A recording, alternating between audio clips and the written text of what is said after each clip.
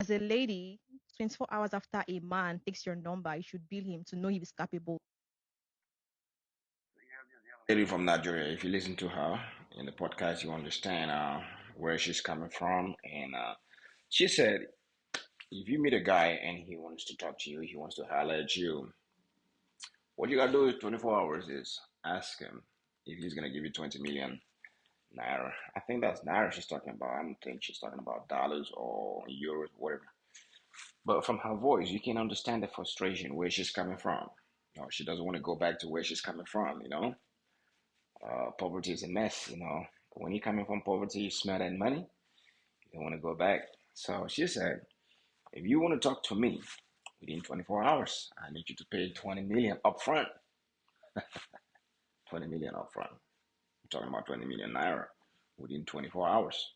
I don't know you. We've never seen each other. It's the first time I'm meeting you, and you want me to pay 20 million.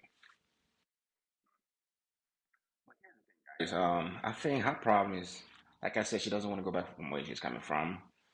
But you saying that is not a good thing to do because sometimes when she has a million followers on TikTok, 300K on Instagram and Facebook. So in her mind, she's not looking she's not looking forward where she's going to promote herself, where she want to be in future. She's looking at where I'm coming from. And that's what happens with humans sometimes. Sometimes you have to move forward and know I got the spotlight. If I have the spotlight, I have to use it wisely. You understand? So she made a huge mistake over there, like saying, going to the podcast and saying, "Oh, if you can, no, no, no, that's disrespectful," and that's teaching the younger ones a very, very bad thing to do because you're not influencing them in the right way. There are a lot of women in the street that do look up to them and say, "Oh, if she can do that, I can do more." So it's a toxic environment to be in, to be in, and it's a toxic thing to say to the audience. But my problem is the people who went ahead and reported her into the media and said, "Oh, her account should be taken down." I think she was in a place where she needs counseling. She needs a manager. She needs a spokesperson because having a million followers on TikTok is not something to play with. For yourself with all that audience, you can do something better. Well, it seems like she's taking it in a ratchet way and she want to go back to the street or whatever. It just didn't make sense, but I think she'll learn from that.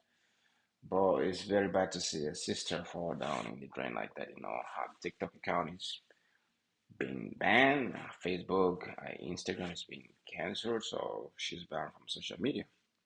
And I saw her video this morning saying, I'm gonna go back and get myself a new account and all this. Yeah, of course, they'll wait for you to log in. When you log in with the same facial identification and all that, and they know this is the same person, and if you can change your tone, if you can change attract different audience, they'll still close your account within 2, 3 months because these corporations they pay very attention to details. They've been sued, they have all the details.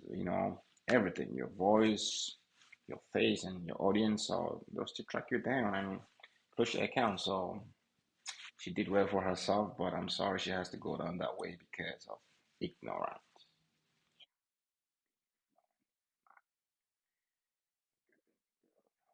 Shout out to her, and I hope her well. And yeah.